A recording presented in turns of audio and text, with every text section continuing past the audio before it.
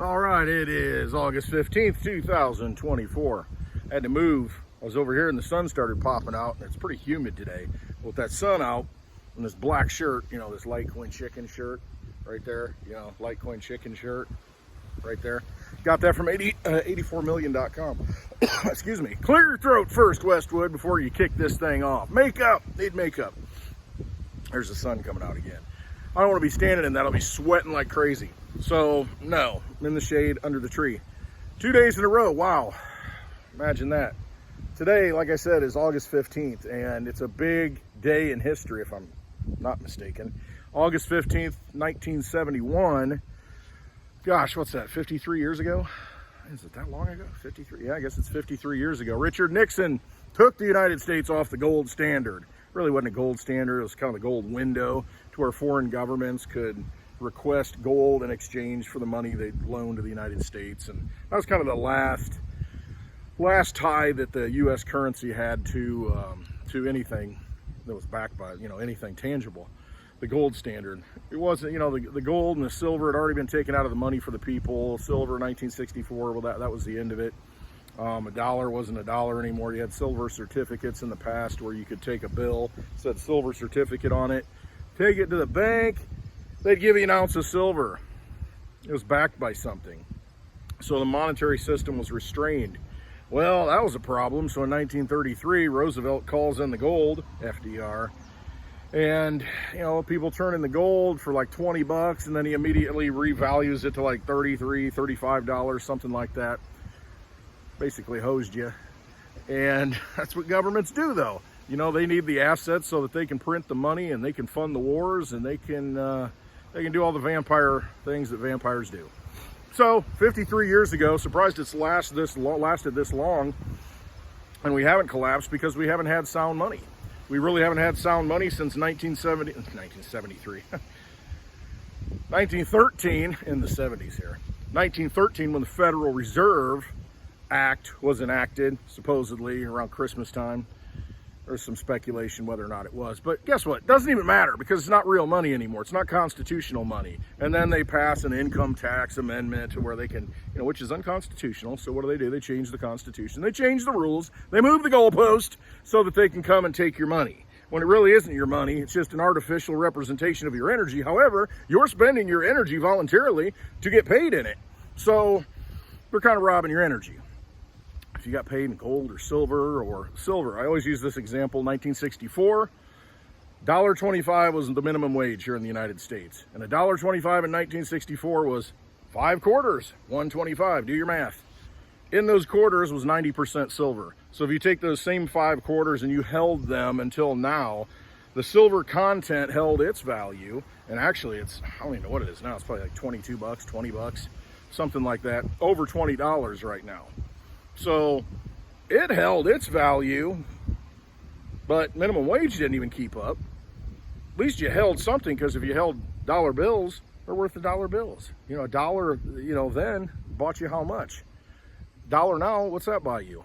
But if you had kept the coins with the silver in it, you could take those silver coins with the silver content and do something with it and have $20 or more worth of purchasing power today. So that's why I talk about these things. You want to get yourself into a position to where you're holding real assets, holding things that have value over time. When the government robs you, when the government is enslaving you, when the government is devaluing the money, destroying the money, you need to get sound money. And with sound money, that's something that will exist and hold value outside of a government. Because if you look right now on your currency, I'll probably have some. Hang on. Yeah, I got some. Got to move all this stuff around. $5 bill, y'all. I buy that for a Lincoln. So it says right at the top, Federal Reserve note. Doesn't say silver certificate, says nothing else. It does say in God we trust on the back. It's about the only thing you can trust in at this point. But what they have to put on there, this note is legal tender for all debts, public and private. See, they have to put that on there so that you know it has value, because it's intrinsically, what value does it have? It goes in the wind, burn it up. It doesn't hold any value other than the full faith of the people using it, the magic trick that you believe in. Continue to believe in it, it's going to work. I don't think a lot of people believe in it anymore, though, because the big talk is inflation, inflation, inflation, and the numbers are getting better. Even though, you know, we're double the prices that we were, you know, 4 years ago, but the numbers are coming down now. So, you know, maybe we'll be 90% up instead of 100% up. More on some things, especially some food products. Anyway, you know, you're getting robbed. That's the point. And how you're getting robbed with the money. And do I hear anybody talking about it? No, I hear talk of, oh, we did such a great job with ventilators and masks, and we rolled out Operation Warp Speed and all these things. And, you know, why are you bragging about something like that? That didn't do anything to help anybody. Yet you brag about it. And you don't talk about sound money. You talk about, hey, we're going to have a Bitcoin reserve. HODL your Bitcoin. Hold on to the Bitcoin. It's going to the moon.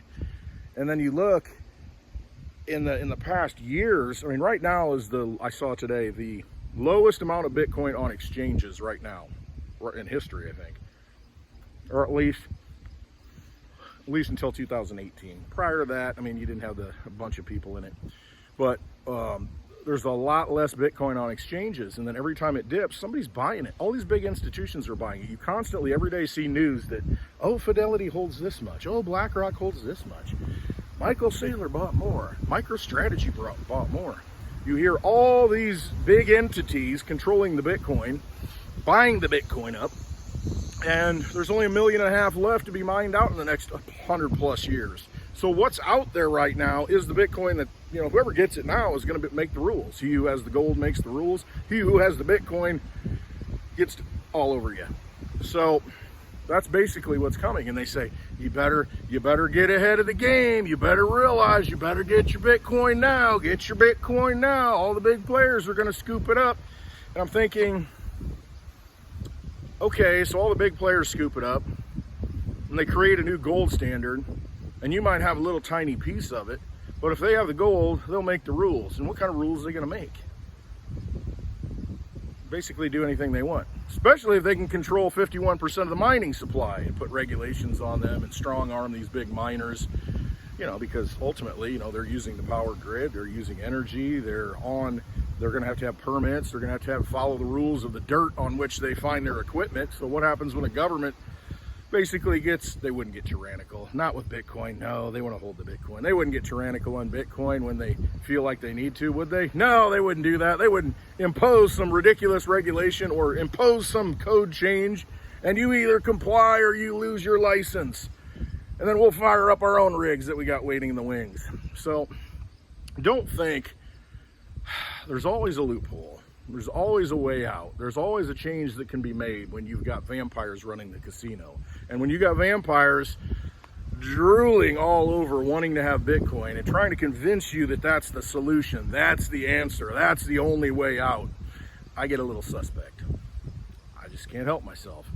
I could be totally wrong, and I could be missing out on the biggest run of all time. I could be super wealthy. I could be a multi-millionaire. However, if I'm a multi-millionaire in the same casino that's now a digital casino that can lock you down, that can force you into a CBDC, because you're not going to have these paper bills anymore, cotton bills.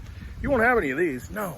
It's all going to be online. It's all going to be programmed. It's all going to have time limits on it. You're only going to be able to use it wherever they say you can use it. And if that's the exit strategy into that, well, you can just peer-to-peer Bitcoin. Okay. That's always the argument. Okay, government hijacks it. Government takes it over. They've got all the Bitcoin. You can still use your Bitcoin. Now, I'm just picking on Bitcoin because this is the thing that they're talking about. Okay? If they have all this, or a big, big chunk of it, and you think, well, that's fine. Price go up, number go up. I've got more purchasing power. What's the gateway for you to be able to use that Bitcoin? Once you go back into their system and want to go to Walmart, you want to go to these, you know, government-controlled agencies, basically, entities that have to comply with whatever the vampires say. If that's where you need to get your stuff, and you think you're going to spend the Bitcoin that you got really rich on, because number go up and all the vampires have it and pump the price, if you think you're going to be able to walk right back into that casino without some sort of limitation, I think you're sadly mistaken. You're going to have to jump through a lot of hoops. And it's not going to be as decentralized as you think it is. It just won't. Now, you can go peer-to-peer. Maybe, hey, I got my own Bitcoin in my own wallet, and I'll just go peer-to-peer. That's fine. That will work because it does run on a decentralized network, unless They do hijack the mining and put regulations and strong arm the mining like a mafia does. But the government's not a mafia, so they'd never do that. But let's just say everything works out, it stays decentralized, you hold it in your own wallet, and you're using the Bitcoin network for transactions. Well, how much is a transaction fee? Hey, I need to go buy a grill today. Hey, I want to go buy some gasoline today. Hey, I want to buy a car today. Well, transaction fees are running a little bit high today. It was $100, a few weeks ago. That was really cheap. Now it's $1,000. If you got to pay $1,000 transaction fee to move your Bitcoin, how valuable is it at that point? What is the use case at that point? That's what I think is going to happen. They will force you to let them hold the Bitcoin and keep the transactions low. I mean, it's no different than if you're using Venmo right now and you got cash on there. I mean, you can buy Bitcoin, Litecoin, Ethereum, Bitcoin Cash on there, and you don't even have to